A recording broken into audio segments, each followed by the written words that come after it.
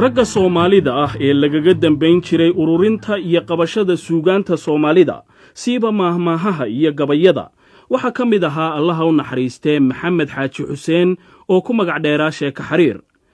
haddaba waxyaabihii faraha badnaa ee ka baxay laantan af Soomaaliga ee BBC-da ee marxuumku ka warramay ee ku saabsanaa suugaanta iyo dhaqanka Soomaalida waxa ka mid ahaa isagoo sharax ka bixiyay waxa loo yaqaan sarbeebta oo ah hadalka aan mutuxnayn ee ah hadalkii oo la sheegayo haddana la shareerayo.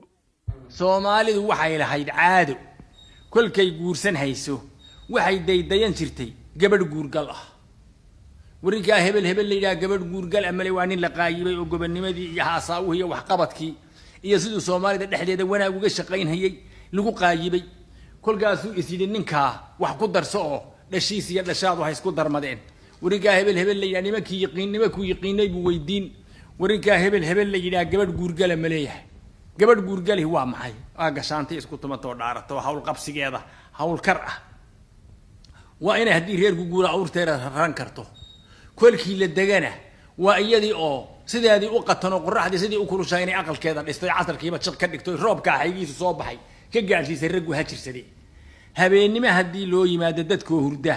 iyadoon hooyadeed toosinin waa inay martideeda soori karto oo leeyahay nimankii xalay wuxuu karinaysay hebel ayay ahaayeen gabadha guurgalkii taasay ahayd. ninkaas caada Soomaalidii ka weecday oo sidaan hadda reer magaalo yeelo mid allaana hooyar oo cajab galisay buu iska kulmeeyay oo guursaday kolkaasay dhashay kolkaasay noqotay dhalaan dhalay oo waxba kale hagaajin weyday oo wiil bay dhashay oo wiilka muqaacadiisii kaadidiisii caanihi naasaha ka daahiyay usqi kari waayay hawshii wixii bay isla qaban weyday kolkaasay umul dhalaana noqotay.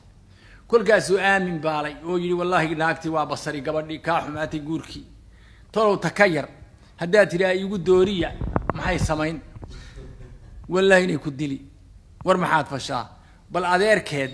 waa kaad wada shaxdaane farsaha dhexdooda joogtaane hadal sarbeeb ah bal adeerkeed huluqsin u gali wuxuu yiri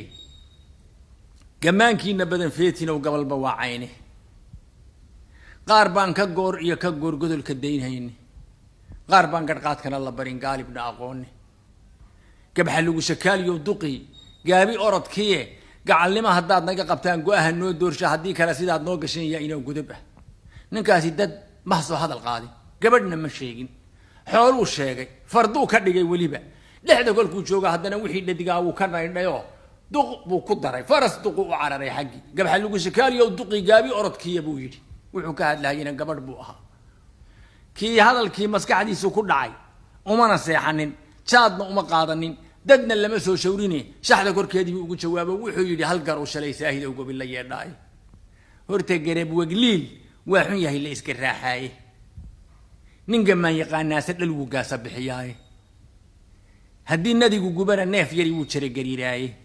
waa laba gu iyo dayr jir aan fulankeed galine waa ka gankeedii guryaha loogu caws guriye guud iyo dabayleedahay gool sidee dhaliye maxaad ugu galaysaa hadaad fulma garan weyday buu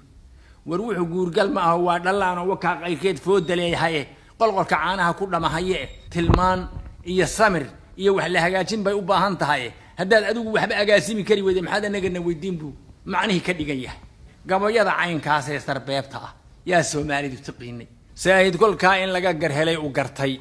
yuu miyirsaday